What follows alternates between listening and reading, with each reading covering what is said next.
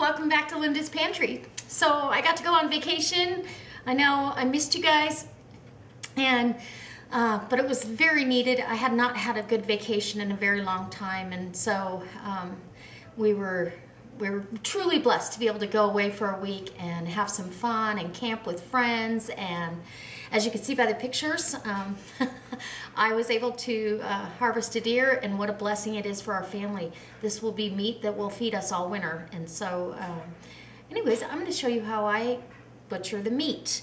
Now this meat's been hanging in a cooler for a week and a day, which is a nice amount of time for a deer. An elk, you'd want to leave it at least 2 weeks. And some people do this differently. I mean, I know guys that butcher it right away, but to me, you're not going to be able to chew it. So it's a natural tenderizing process, that aging. And that's why when you get an aged steak in a nice steakhouse, it's always just really buttery and tender. It concentrates the flavor of the meat as well. So it's the way to do it. And this is the way I do it. And hope you stay along for the ride. And if you like this somewhere along the line, go ahead and post it on your Facebook page and share it with someone else. And maybe go over to my Wild Tree website and check out the Java Rub, because that's what we're going to use on back straps tonight. All right, so let's go do this.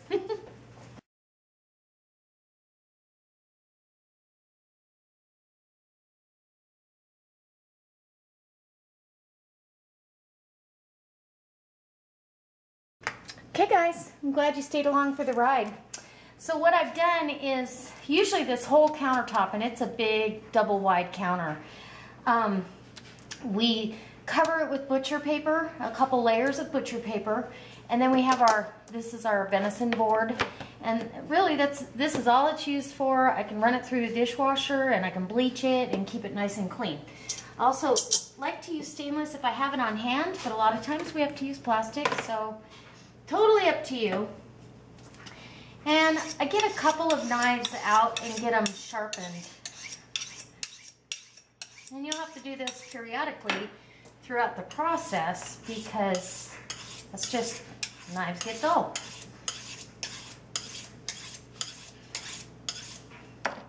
Anyway, I missed interacting with you guys, and boy, it looks like a lot has been happening. I have not had a chance to really catch up on any videos or anything, so. And now I'm gonna wear gloves. I don't really want, I don't know, I'm gonna try to be as clean as possible. So the other part of this, now because of where I harvested this animal, we actually had to field dress and quarter it right there, because we were on a very, very steep slope, and there was no easy way. Now when we got the meat back to camp, then we washed it all down with a vinegar water base, and I will wash this meat again as well. And I can tell you, this has not had a chance to get a glaze on it, so we'll have a lot less to waste. If you hang the deer whole, and we put this in deer bags, but if you hang the deer whole, you'll get a hard glaze on it. And that glaze, it's not edible for us, but I don't waste it. I give that to Sage, and in the past, Libby. So what I'm doing here is, you've got that silver skin. I want to get that silver skin, as much of that off. This is the tenderloin, or the back strap actually. So it would be the filet mignon. It should be really tender. I can tell by just how easy it cuts. It's going to be super tender. But I don't want all this sinew on here, so I just get that off. And we just don't have gamey meat to speak of. Now this is a thick piece of silver skin or sinew. Now if I was going to stew this meat down or cook it for a long time, I'd probably leave it on, because the connective tissue would break down and it would be okay. But for this, we want this piece of meat for steaks. I'm not going to do that. So, and I freeze up all this scrap for Sage for her dog food for the winter as well. So nothing goes to waste. She benefits, and she went with us. not to help us hunt deer, but to go chukar hunting and be my camp buddy, because I got my deer the first day. So the rest of the time I was forced to relax in camp, waiting to see if my husband was going to harvest a deer or not. And he just didn't have the right opportunity on the deer he wanted. So we don't like to shoot Bambi. Anyway, there you go. Now, if this was, to me, if I'm presented a shot, I take it because I feel like the blessing's been given, so don't turn it down. But it was his tag, so he gets to have tag soup and I get to have venison. Just kidding, not really. Okay. See how nice? You just get that sinew right off of there. And you would have to do this with a filet mignon. If you bought a whole filet mignon, you've got to peel that silver skin off and clean it up, because you wouldn't want that on there. And there's not a lot of fat running through a filet like this. So, and on deer, it's even less than beef. Although this deer was really fat, he had a big fat cap on his back and rump, about 1.5 inches, 2 inches thick. So they were definitely well fed. The mine, well, Nevada's full of mines, but the mine where this deer was kind of living is up by a big mine, and they've done some reclamation work where they've planted alfalfa, and with the right amount of rain and stuff, it'll grow. And I saw quite a bit of it up there. So these deer have been eating little patches of alfalfa and mixed in with their sagebrush and all that. So they're very well fed. And I'm glad to see that our mines are, you know, giving back to our wildlife, because they certainly take away the terrain if they're there long enough. Okay, so I'm just going to continue on this, and as you can see, there's a lot. Some of this, I believe, some of this is neck meat in there in that container. So that neck meat will end up to be stew meat most likely. The backstrap here, this is one of them. There's 2 of them. I'm going to cut this into steaks just like you would have for filet mignon. And after I get all the silver skin, I'm going to wash it in some vinegar water. And I'll just bring you back when I'm a little further along. How's that? So you don't have to watch me forever and listen to me babble. But it's good to be back, guys. All right, so I got this piece of meat all cleaned up. I've got it, now I've rinsed it again with the vinegar water. And there, you can see there's a vein of sinew there that's in that, but I don't want to cut this apart, so we're just going to cut some nice, and it doesn't feel tough. So these are nice medallions that we'll have. In fact, I might test that out here in a second, because I like to see what I've got to do to it. So I like to cut them about 1.5 inches thick to 2 inches, and I treat it just as if I had a filet mignon. And in the fact that it's for special occasions, and how I cook it, and makes the best venison Wellington in the world. And look how beautiful these steaks are. Just gorgeous. All right. So this over here, these are nice fillets right here. So I can package those up in 3s. One of these is plenty for me. My husband would eat 2. So if I do 3s, I'll get 1, 2, 3, 4 packages and some extra. And remember, there's a whole nother piece there too. So I am gonna go ahead and sear one off. This end piece, it's kind of running in, I think, into the neck meat. It looks a little stringy, but I'm gonna just sear a couple of these pieces off so I can see how tender it is and what I want to do. Okay, so I'll bring you back when I'm a little further along.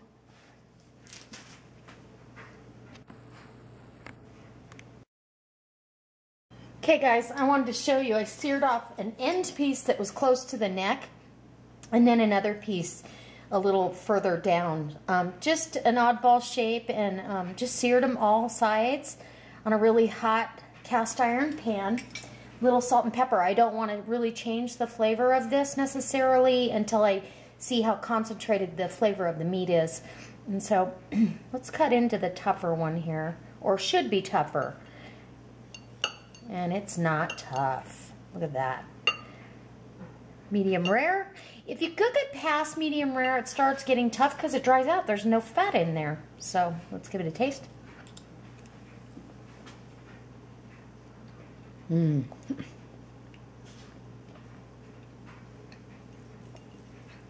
Wow, that's delicious. That is really, really good. And it's very tender.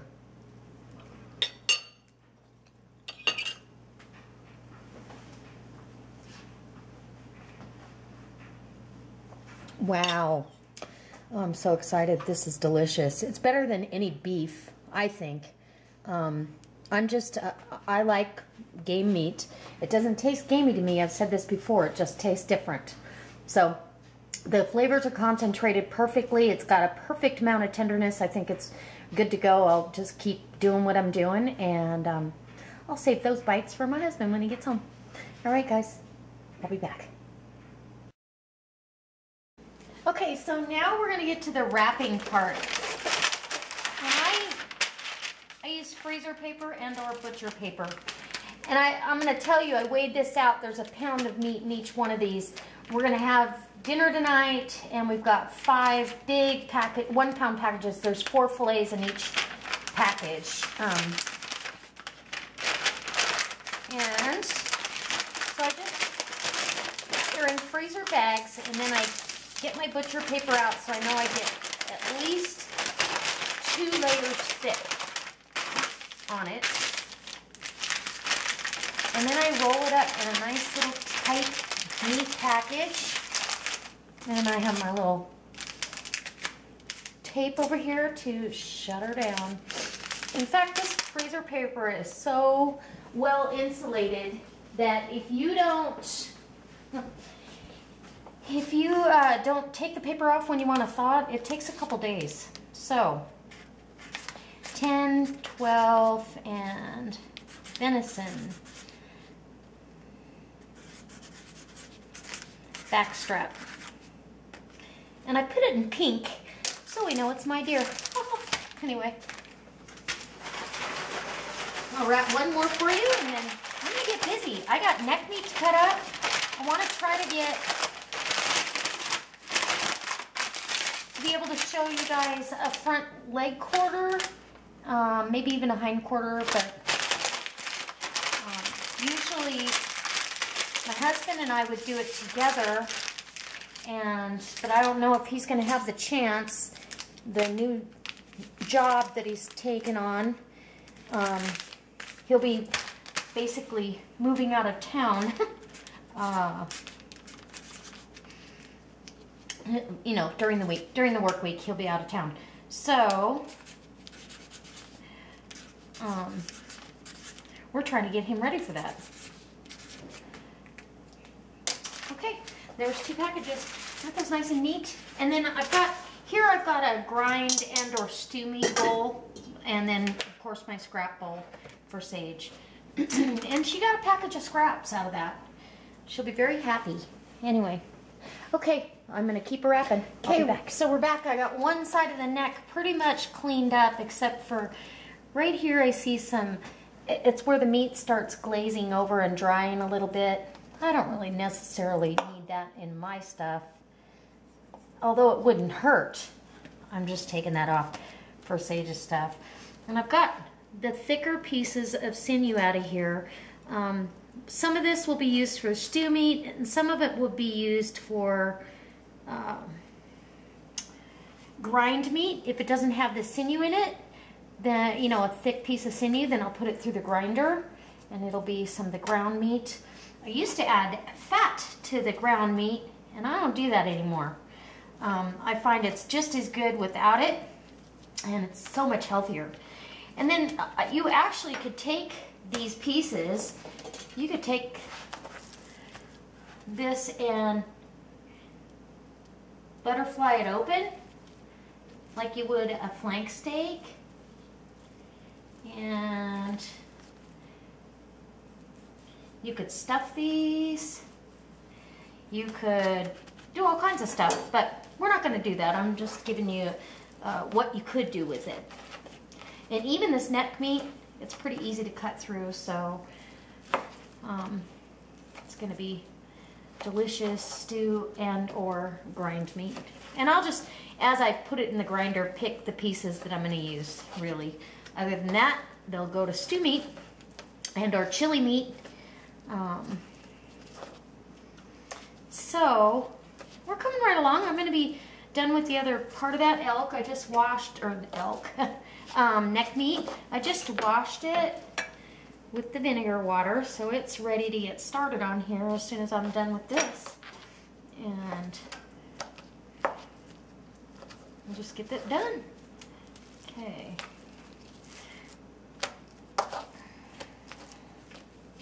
See, now there's a piece of dry.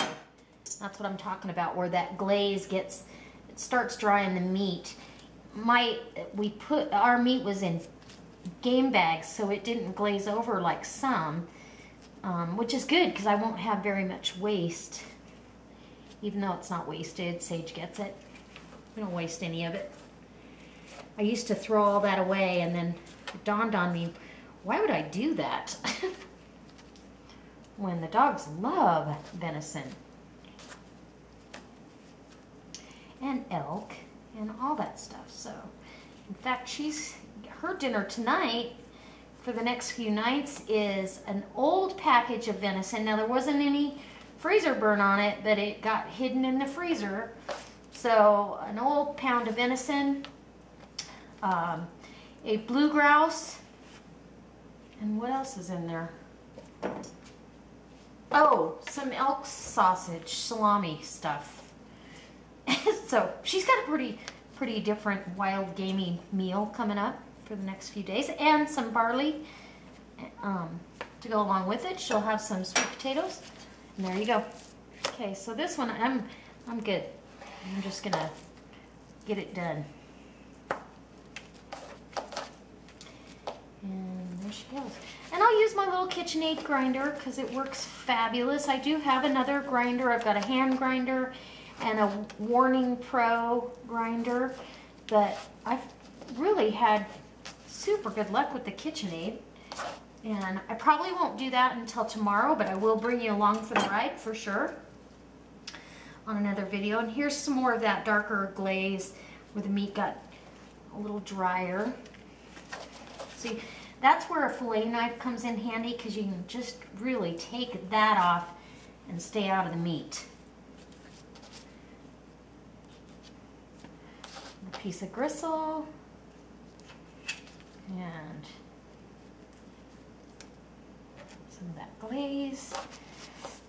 Our friend's deer, well, the only ones that got deer in camp were the girls. So, the boys, I think the boys are too picky. Although, my buck, he's not, I mean, in Nevada we have,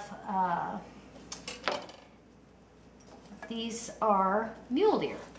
And typically you judge, you know, how many points they have and all that.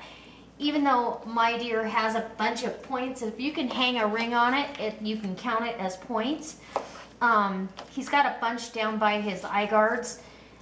He was an older buck, and when they get older, they start regressing. So they don't, they actually aren't as impressive, although he's pretty darn impressive for, he was a big-bodied, very healthy deer. And I'm very blessed. So anyway, a very humbling experience, I have to tell you. And never goes without a prayer for thanks, and just I'm in awe of God's grace every day. So here we go. I thought I was done. Okay, so we're gonna finish this up and go on the next piece. And the next time you see me, I'll probably be cutting up a front leg. And the front legs, the shoulder and the, you know, down on the shank part of the leg, it's hard to get around all that sinew, so you're dealing with stew meat for sure. So some of it you can grind, but I'm not going to go through all the layers of muscle to get around that heavy sinew. I'd just rather cook it, you know, or pressure cook it or pressure can it. And most of this though will be grind meat because it's not got any big chunks of sinew in it. So, all right guys, I'm gonna finish cutting and I'll bring you back when, I don't know, I'm further along. Okay, right there's a very happy dog. She has one of the hind leg bones, the biggest one from the venison. She's like, I never had nothing so delicious. Anyways, she's very happy. Something to chew on finally that's legal. Okay, so I just showed you a little clip of Sage out there. She's a very happy girl. And I got this is the hind leg now that it's all boned. Okay, so just getting these little bits of sinew off of here. I don't really need to take it all off. It really depends on what you're going to use that cut of meat. We don't ever, really, I don't ever do a venison roast to speak of. Just because we either have it in steaks or stew or grind meat. You know, they're not that huge an animal. So, although this is a lot of meat, what a blessing this is. So you're just taking off that, you know, the main stuff that's going to interfere and that has any glazing on it at all you want off there. Probably sharpen my knives again. Done it a couple times, but anyway, and if you're going to give your dogs, because I'll probably get comments on the bone thing, you want them to be raw and the biggest bone available, because, and you want most of the meat taken off that. I know that's like, oh, that's so sad, but honestly and truly, she can have this cooked. She doesn't need a bunch of raw meat. That would give her an upset stomach if I gave her a bunch of raw meat. So honest and truly, I'll show you. There was less on that big bone than there is on this. So that's how much was left. And those are nice hard bones. She's not going to be able to bite through it. Our other dog, Libby, that we lost earlier this summer, she could chew through those. She was like jaws of steel. So I was always scared to give bones to them that weren't okay for her to eat because I didn't want a vet bill or her to be sick. So I would get the big, giant knuckle bones, cow bones, at the store for them once in a great while, but they're pretty expensive now. We used to get them for nothing from our butcher, and now it's not that way. So let me see. I don't want to touch that. I'm going to grab a paper towel and get this turned over because there's still some work to do on this side. As you can see, it's got some glazing. It's got some fat and sinew that I want off of there. I don't want any of this on there. And you're taking all these muscle groups and really separating them out. And there you go. And that's the good stuff that Sage gets, is that glazed part. The glaze is where it's oxidized and started to dry the meat. So I would prefer to have the meat hang either cut in half at the rib cage, the two front ends together, or the two, you know, in the two hindquarters. You get a lot more meat off of it because everything that touches air, you have to cut off. And so because we had to quarter this to get it out. It's got more air, so we have a little more, you know, not human consumption, but a little more sage consumption, which I'm sure she won't mind. There you go. See, here's another mussel right there. Now you could save this for a roast, but you see this sinew that's in here? You'd have to really cook this roast all day. So to me, I'd almost rather just have it, if I'm going to cook it all day, I'd rather have it as stew, you know. But that would be your preference, what your family likes and what you like. And if you're not a venison lover, then that's too bad, because I've had some bad or gamey, real funky kind of venison. And it's always been meat that was processed at a commercial butcher, and you know, you go pick up your meat and you get this little tiny box and you go, okay. And they've cut through the bone, they've, you know, left a lot of the sinew and fat on there and not aged it long enough, and I think that's why it tastes so funky.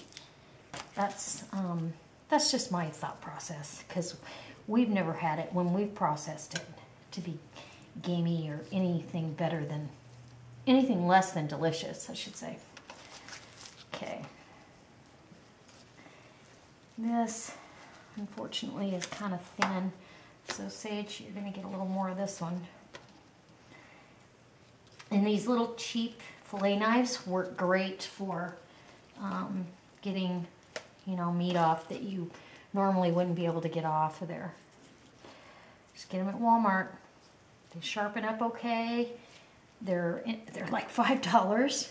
I've got my $150 knife there, but a lot of the work I do with the inexpensive knife because it's safer for me. I'm not expert at knife skills, but I get the job done.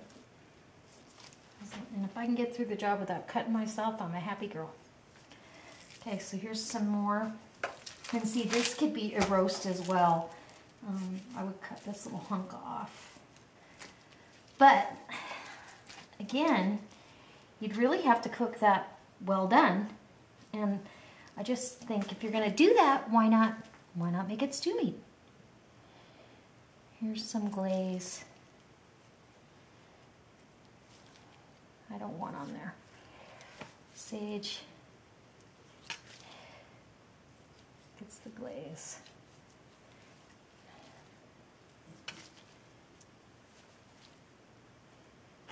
Okay.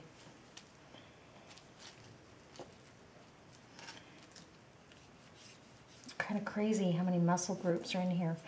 So what we normally do, ooh, that's a good piece of meat. Instead of doing roast, I'm going to cut these nice pieces into steaks. And just as soon as I get this last piece of glaze off there. And I have to tell you, I have that venison stew on right now, and it smells incredible in here. It smells amazing. So, okay. Pile of meat.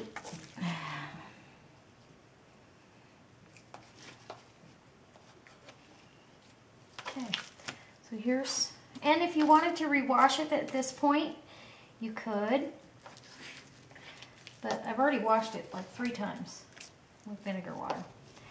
So there you go. And I like my steaks kind of on the thick side because I like to leave them medium rare. So, you know, an inch, inch and a half. They're nice if you know, grill them off real hot and fast and then slice them up next to a salad or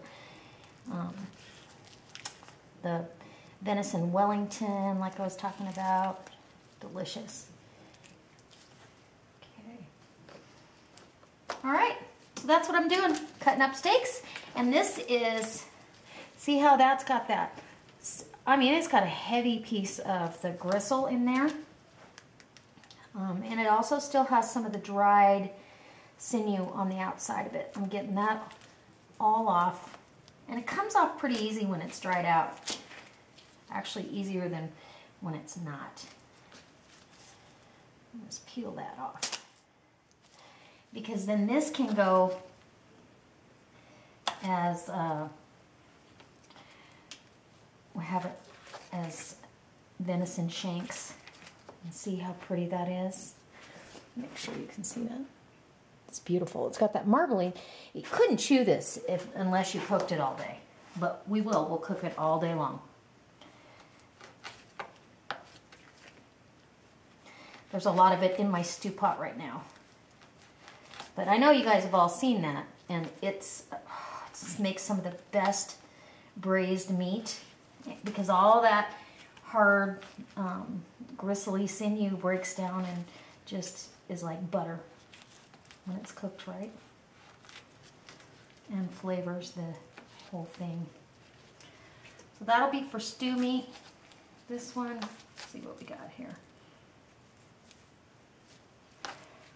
This one, got a hunk for stew or grind, probably grind because that doesn't have much sinew on it. And a couple little medallions there. There we go. Nice. Put those in on the side until I'm ready to wrap this up. And it's taken me about an hour and a half to work on this piece of hind leg here. But so worth it in the end. There you go. It's easy enough for a girl to do. Everybody says, ew, that's disgusting when you talk to them about it. But they don't realize that that's how our meat comes. It doesn't grow in a styrofoam pouch.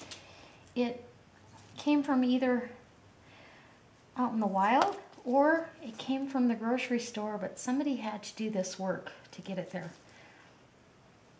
And so anyways, I don't mind. I guess there'd be a lot more vegetarians if we all had to do it, right? So, okay, I'm gonna cut this into steaks, clean this side up a little bit, because it's got some dried area. And it's just where the meat is oxidized, really. And then I'll have some stew meat out of here, and some stew meat there, and grind beef. So I'll bring you back when I'm a little further along. Anyways, now you know how to cut up the venison. So I think I'm going to leave you at that. Maybe take some pictures or show you some packaging. I don't know. But I hope this inspires you to, step outside the box and maybe the next time you go hunting, save yourself some money and try doing it yourself, because it's not that hard. So anyway, and you know what happened to your meat and that it was clean and a sanitary environment. So I hope, as always, you come back and give me a thumbs up, share it on your Facebook page, all those wonderful things. Maybe go try out visiting my Facebook page and liking it, and maybe go over to Wild Tree and check that out. It's my website. And so, as always, guys, I'll see you next time, and God bless.